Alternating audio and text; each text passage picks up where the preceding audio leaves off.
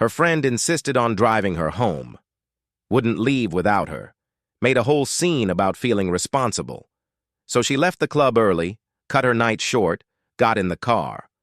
Then her friend drove to her boyfriend's house instead. 30 minutes in the wrong direction. Dropped her there. Left her stranded. And when she asked her friend to pay for the Uber home, her friend called her ungrateful. $50. That's what the Uber cost from her friend's boyfriend's place, back to where she actually lived. $50 she wouldn't have spent if her friend hadn't insisted she leave the club. If her friend hadn't promised to drive her home and then changed the plan without asking. Her friend refused to pay. Said she'd gotten a free ride part way, she should be grateful. And now their entire friend group is split over whether she's entitled or her friend is manipulative. This isn't a story about an Uber ride. It's about what happens when someone uses concern as leverage to control your choices, then abandons you with the consequences. When "I'm worried about you" becomes a tool to get what they want, and you're expected to be grateful for the inconvenience. And when asking someone to fix the problem they created makes you the unreasonable one. It's about the specific manipulation of weaponized responsibility, and the moment you realize someone's care was always conditional on serving their agenda. She went out with friends. Normal night, drinking, dancing, the usual. One friend, Sarah, offered to drive. Said she wasn't drinking. Would stay sober. Would make sure everyone got home safe. That offer mattered. It meant people could drink without worrying about transportation. Could stay out without Uber surge pricing concerns. Could relax knowing they had a designated driver.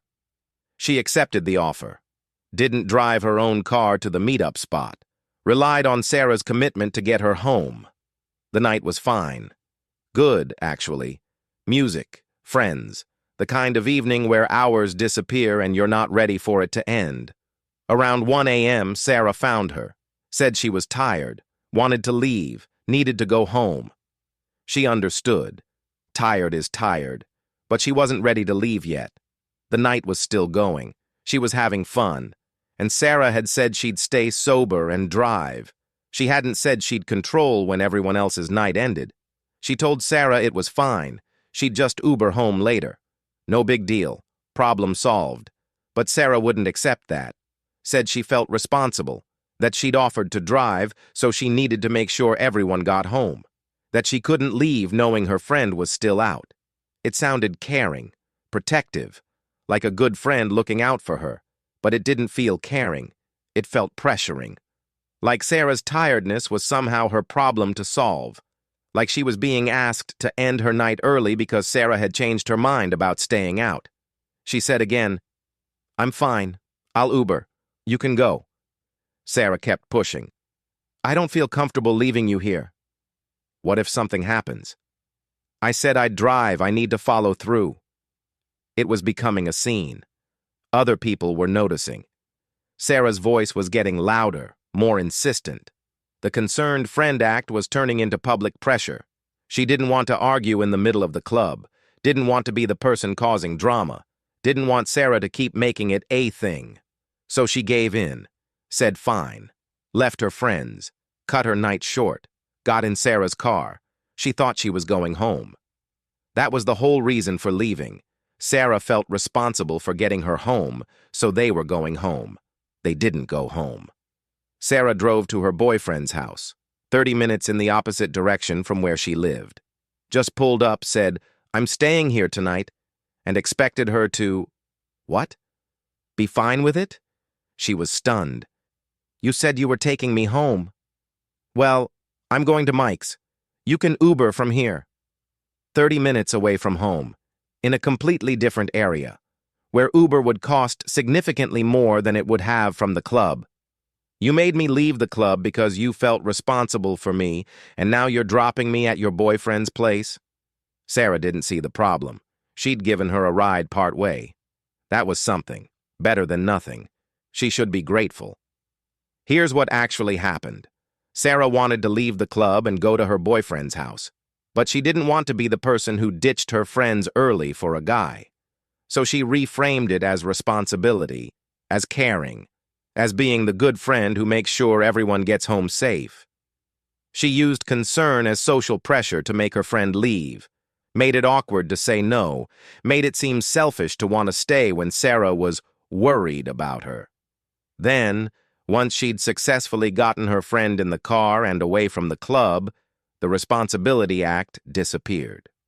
Suddenly, it was fine to abandon her friend 30 minutes from home. Suddenly, responsibility didn't matter anymore. This is a common manipulation pattern. Someone claims to be acting out of care for you, but the care only extends as far as it serves their agenda. The moment their agenda conflicts with your actual needs, the care disappears. If you question it, you're ungrateful. You're not appreciating their effort. You're being entitled to expect them to follow through on what they implied they'd do. But you're not being ungrateful. You're recognizing that care was conditional, that it was never about you. It was about them getting what they wanted while maintaining plausible deniability about their real motives. So here's what you have to decide. Was she wrong to ask Sarah to pay for the Uber? Should she have been grateful for the free ride part way, even though it left her worse off than if she'd just stayed at the club?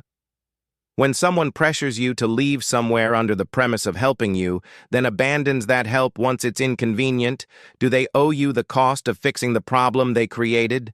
And if using concern as manipulation gets you what you want without consequences, what's to stop people from doing it again?